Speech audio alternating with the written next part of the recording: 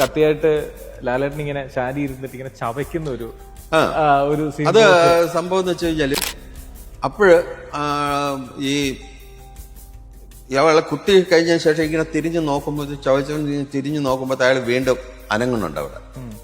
അപ്പോഴാണ് രണ്ടാമത് വന്ന് കുത്തുന്നത്. അപ്പൊ ഈ വന്ന കാളവണ്ടിയുടെ ചക്രത്തിൽ വന്ന് ഇടിച്ചിങ്ങനെ നിന്ന് കഴിഞ്ഞിട്ട് ഇങ്ങനെ ചൂ ചെയ്യണ ഒരു ഇതാണ്. അപ്പൊ സിബിയോട് ചോദിച്ചു, ഞാൻ ഇങ്ങനെ ചെയ്തോട്ടെ എന്ന് ചോദിച്ചു. സിബി പറഞ്ഞു ചെയ്തോളാം. പക്ഷെ അതൊരു വല്ലാത്ത എഫക്റ്റ് ആയിപ്പോയി സിനിമ. പറഞ്ഞറിയിക്കാൻ വയ്യാത്ത.